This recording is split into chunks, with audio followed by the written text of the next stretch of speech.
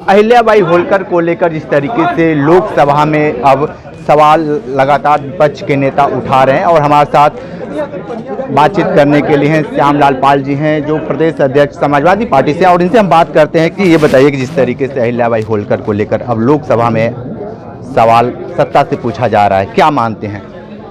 देखिए, सवाल राजमाता अहिल्याबाई होलकर का नहीं है। सवाल यह है कि राजमाता अहिल्याबाई होलकर जी ने जो देश की सभ्यता और संस्कृति को ऊंचाइयों तक पहुंचाया है, उस सभ्यता और संस्कृति को कुचला जा रहा है। देश किस पैमाने पर चलेगा जब हमारी कल्चर ही यहाँ की समाप्त कर दी जाएगी? डबल इंजन की सरकार में कौन नाम लेगा इनका? इसलिए राजमाता अहिल्याबाई होलकर के साथ जो दुर्व्यवहार उनकी प्रतिमा को तोड़ करके किया गया सौंदर्यीकरण के नाम पर, वो निश्चित रूप से वो देश का अपमान है। एक तरीके से देखा गया कि कांग्रेस के लोग लगातार मुखरता से आवाज उठाते रहे, लेकिन समाजवादी पार्टी बहुत देर से उठी, क्यों ऐसा? जिस दिन ये घटना हुई उसी दिन माननीय राष्ट्रीय अध्यक्ष अखिलेश यादव ने जी इस बात को ट्वीट किया था और प्रेस के लोगों से भी बात किया था।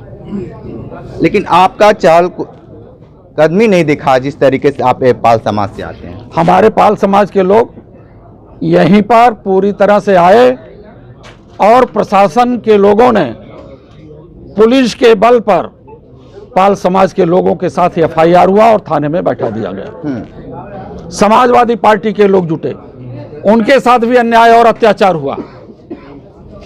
तो इस प्रकार से ये चहलकदमी नहीं, ये भारत की सभ्यता और संस्कृति की जीवन प्रमाण है। उसको बचाने के लिए संविधान बचाने वाले लोग सब एक साथ हैं और माता राजमाता अहिल्याबाई होलकर के साथ हैं। लेकिन 2027 को लेकर क्या मानते हैं? क्या ये चुनाव के समीकरण इर्द गिर्द घूमेगा कि नहीं? पूरी तरह से भारतीय जनता पार्टी तो चुनाव कराना नहीं चाहती है। एसआईआर में आप देख नहीं रहे हैं, एडवांस में हर जनपदों की विधानसभाओं में एक एक बूथ पर 150 से लेकर के 200 फार्म प्रिंटेड नाम बीएलओ पर दबाव बना करके इनके अधिकारी दे रहे हैं। भाजपा के कार्यालय से फार्म मिले, भाजपा के विधायकों से फार्म मिले। तो इसलिए ये भारतीय जनता पार्टी बाबा साहब डॉक्टर अंबेडकर के लोकतंत्र को नहीं जानती है, ये चुनाव कराना नहीं चाहती है। लेकिन फिलहाल 2027 में राजमाता अहिल्याबाई होलकर के अपमान का बदला ही नहीं, भारत की सभ्यता और संस्कृति को जो कुचलने का काम किया गया है, जो भारत की संस्कृति को अपमानित करने का काम किया गया, देश की जनता, उत्तर प्रदेश की जनता 2027 में उसका बदला ले लेगी। यूजीसी कानून को लेकर क्या कहेंगे? स्वर्ण समाज काफी नाराज चल रहा है भारतीय जनता पार्टी से। भारतीय जनता पार्टी और डबल इंजन सरकार, ये दूसरों की बात तो छोड़ दीजिए, भारतीय जनता पार्टी के ही हितकारी नहीं है। आपने महोबा में देखा, एक विधायक कैबिनेट मंत्री पर हमला। इस कमीशन खोरी के चक्कर में ये भाजपा के नेता लोग एक दूसरे को पीछे ले जाना चाहते हैं और उनके समझ में आ गया, जब हमारा ब्राह्मण समाज अपमानित हुआ, वो अपने विधायक लोग मीटिंग कर रहे थे, उस संविधान के बचाने, लोकतंत्र को चलाने की जब बात कर रहे थे तो उनके साथ भी अपमान भरी बात कही गई। इसलिए भारतीय जनता पार्टी की सरकार जो शोषितों, वंचितों, पीड़ितों की नहीं है, इस देश के लोगों की नहीं है।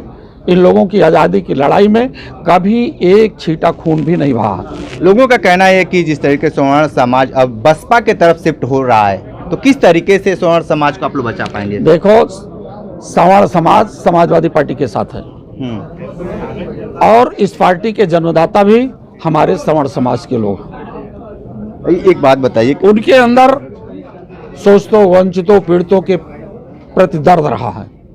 आज भी जिनके अंदर शोषितों, वंचितों, पीड़ितों के प्रति दर्द है, वो संविधान के साथ खड़ा है। भारतीय जनता पार्टी सामंतवादी पार्टी है, भारतीय जनता पार्टी झूठ बोलने वाली पार्टी है, भारतीय जनता पार्टी एक ऐसी पार्टी है जो देश को गर्त में ले जा रही है।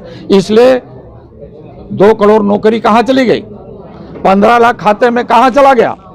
नौकरियां दे नहीं रहे हैं, नौकरियां छीन रहे हैं, इसलिए अब जनता इनके साथ नहीं है। एक बात बताइए, पीडीए को लेकर आप लोग लगातार मुखरता से क्षेत्र में जा रहे हैं और यूजीसी कानून को लेकर जिस तरीके से जो मामला चल रहा है, तो कहीं ना कहीं आपको नहीं लगता कि पीडीए कमजोर हो जाएगा? देखिए, इस समय यूजीसी संविधान के अनुरूप काम किया, यूजीसी हमेशा संविधान के अनुरूप काम किया है। ऐसी स्थिति में जो भी हमारा शोषित वंचित पीड़ित समाज है, वो कहीं भी किसी भी से हो, किसी भी धर्म से हो, किसी भी मजहब से हो, किसी भी जाति से हो, संविधान के अनुरूप उन्हें सम्मान मिलना चाहिए।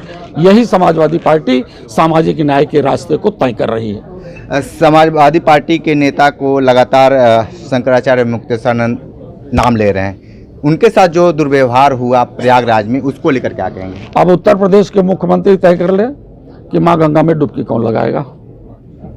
जब संत महापुरुष नहीं डुबकी लगा पा रहे हैं, तो हमारा किसान जो मोक्ष प्राप्त करने के लिए जाता है, हमारी माताएं बहनें जो मोक्ष प्राप्त करने के लिए जाती हैं, वो भी नहीं स्नान कर पाएंगे।